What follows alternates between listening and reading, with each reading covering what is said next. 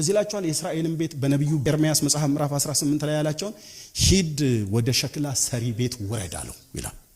እና ሲሄድ ነብዩ ኤርሚያስ ሸክላ ሰሪ በመንኮራኩሩ ላይ የሸክላን ዕቃ ሲሰራ አየው። ተበላሸበት እጁ ላይ ምናልባት ጀበና እየሰራ ከሆነ ተበላሸበት። ሲበላሽበት ያን የተበላሸውን ጭቃ ወስዶ አልወረወረው። ለምን ተብሎ ቢባል ያንን ጭቃ ለማምጣት እኔ የተወለድኩበት አካባቢ ላይ ሸክላ ዕቃ የሚሰሩ ማሰሮ ድስት ምናምን ነገር የሚሰሩ ሰዎች አሉ። ሩቅ ነው። ሁለት ወንዞችን ተሻግረው ምናልባት ከ5 እስከ 7 ኪሎ ሜትር ያህል ተሸክመው አንዳንዴ በተውሶ አህያ አስጭነው አንዳንዴ በትከርሻቸው ላይ እየተሸከሙ ሲወጡ ሲገቡ እናያቸዋለን። በጣም ብዙ ጊዜ ማለት ነው። ቀይ ሸክላ አፈር ያመጣሉ። ድስት፣ ማሰሮ፣ ጀበና ሰርተው እሱ ነው የሚሸጡት። ሸክላ ዕቃ ሲሰራ በተገኘ አፈር አይሰራም። እኔ ተወልጄ ያደኩበት አካባቢ ላይ እርሻችን የመሬት አፈር ነው። አቦልሴ የሚባል ደግሞ አፈር አለ። ቀይ አፈር የሚባል ደግሞ አለ።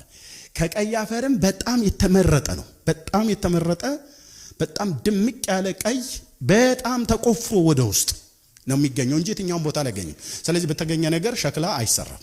ካፈርም ይመረጣል ማለት ነው። ስለዚህ ነብዩ ኤርሚያስ ሸክላ ዕቃ በሸክላ ሰሪ እጅ ተበላሸ፣ ከዛስ መልሶ እንደወደደ ሌላ አድርጎ ሰራ ይላል። ምን ማለት ነው? በቃ አበጀ፣ ማሰሮ ለመስራት ጀመረ። ሲበላሽበት ወርውሮ ከሌላ ጭቃ ደግሞ ሙከራ አድርጎ አሁንም እንደገና ደግሞ ድስት መስራት ጀመረ። ቢበላሽበት እንደዛ አይወረውርም። የፈለገ ቢበላሽበት መልሶ እንደወደደ ይሰራዋል። ለምን ተብሎ ቢባል ቆፍሮ ለማምጣት ሩቅ መንገድ እኔ እንኳን እንዳየሁት ከ5 እስከ 7 ኪሎ ሜትር ድረስ ተጉዘው በጀርባቸው አዝለው ደግሞ ካመጡት በኋላ ጓሉን ከስክሰው ድንጋዩን ከውስጡ አውጥተው አለማውት በደንብ አድርገው በወንፊት ነፍተው አድቅቀው ጠጠሩን ከውስጡ አውጥተው የሚፈጨውን ፈጭተው የሚለየው ለይተው በፀሐይ አድርቀው ፈጭተውት አለማውት በጣም አፈር መስለው ያንን ያደረጉትን ጭቃ ወስደው አይጥሉት። ቢበላሽባቸው መልሰው ይሰሩታል። እግዚአብሔር ምን እያለ ነው? እስራኤል ብትበላሽም አልጥልሽም፣ አልጥልሽም፣ ዋጋ ከፍዬባቸዋለሁ። በምን አይነት ፍቅር ስለወደዳቸው ብለን ስንል ነብዩ ኤርሚያስ እንደዚህ ይላል፣ በዘላለም ፍቅር ወድጄሻለሁና አንቺ የእስራኤል ድንግል ሆይ እንደገና እሰራሻለሁ። እስራኤልን በዘላለም ፍቅር ነው የወደደው።